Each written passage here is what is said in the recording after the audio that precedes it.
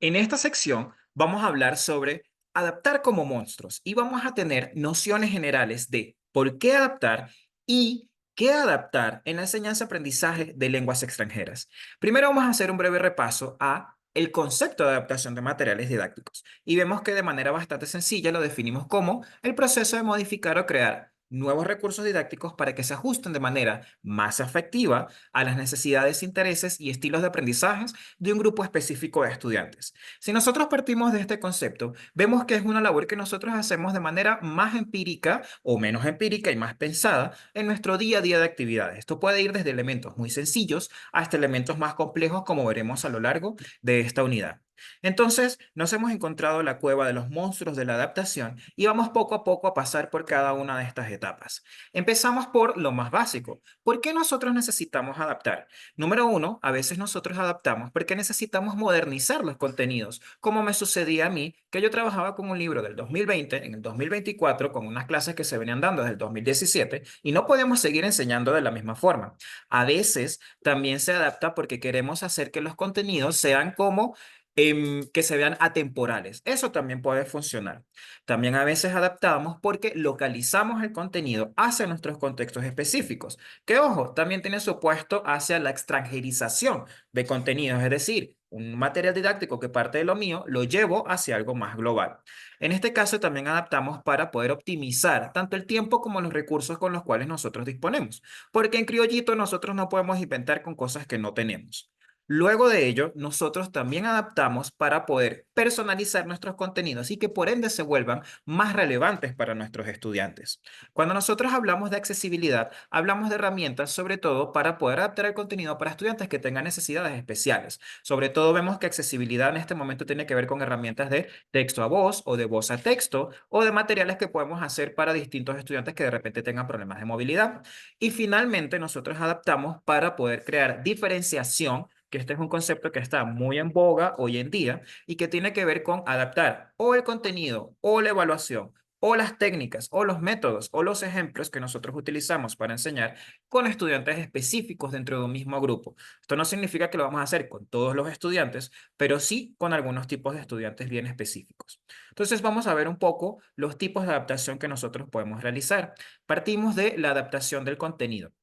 Cuando hablamos de simplificación y amplificación, imagínense, por ejemplo, cuando tenemos estos textos que enseñan el pasado simple y están escritos únicamente en pasado simple y ningún otro tiempo verbal. Esos son textos simplificados, que es distinto a un texto sencillo que hable en el pasado, pero toque otras estructuras y otros tiempos verbales que de repente el estudiante no esté utilizando. A esto nos referimos cuando hablamos de simplificación del contenido. Cuando hablamos de amplificación del contenido, es que partimos de un contenido simplificado para volverlo de repente un poco más complejo, un poco más real, si se quiere decir. Y cuando hablamos de modificación es porque cambiamos un tipo de contenido por otro para que se adapte mejor al grupo de estudiantes con el que nosotros estamos trabajando. Si nosotros partimos de la adaptación de la estructura como tal, consecuenciación, hablamos de un cambio en el orden de las actividades de la secuencia didáctica que nosotros estamos creando. Es decir, ya una actividad no es la cuarta, sino que es la segunda, y una actividad no es la primera, sino que es la última. Todo en función de cómo se adapte mejor esta secuencia con los estudiantes que estamos trabajando y si estamos agregando actividades o no. Cuando hablamos de fragmentación, hablamos de que si una actividad es muy compleja o tiene varios pasos, nosotros la fragmentamos en pasos más pequeños para que el estudiante pueda entender mejor la secuencia lógica de las actividades. Y luego hablamos de integración, que es cuando nosotros mezclamos dos o tres actividades pequeñas o sencillas y luego hacemos una sola de mayor complejidad, de mayor secuencia, de mayor entendimiento para el estudiante. A eso nos referimos con integración. Luego pasamos con elementos que tienen que ver con la adaptación de formato, por ejemplo, en los visuales, es decir, yo cambio la imagen, cambio el video que estoy utilizando, de repente lo vuelvo con algo más contextualizado, algo más nuevo, una imagen que no esté en blanco y negro, porque todos sabemos que a veces utilizamos imágenes en blanco y negro. A eso se refiere la adaptación de visuales.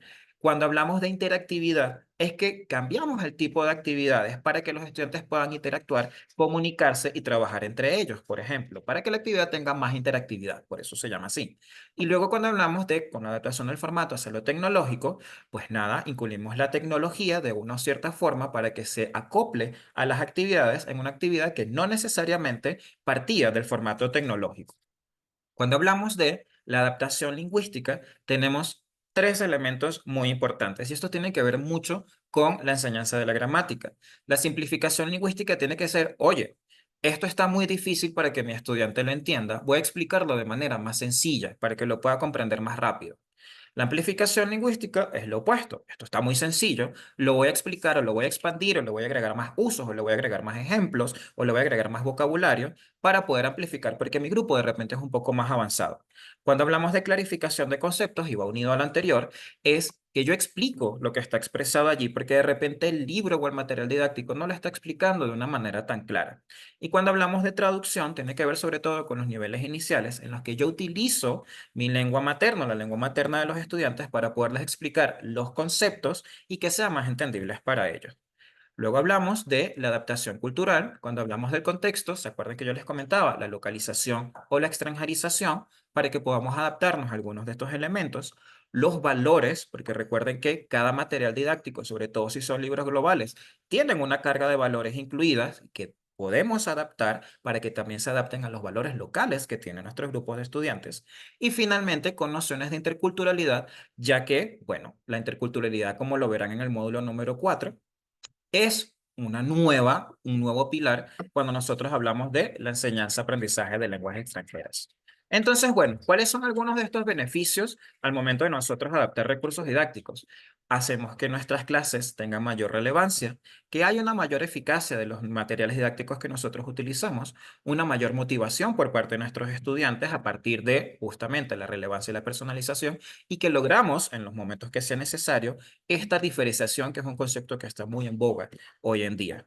Como resumen de ellos, pueden ver en esta tabla un poco la descripción breve de cada uno de estos tipos de adaptaciones que hemos visitado con sus ejemplos de uso para que los tengamos allí en mente cuando queramos revisitar el video. Entonces, bueno, continuamos acá y pasamos a una siguiente presentación que tiene que ver con ya ejemplos en uso. Seguimos construyendo.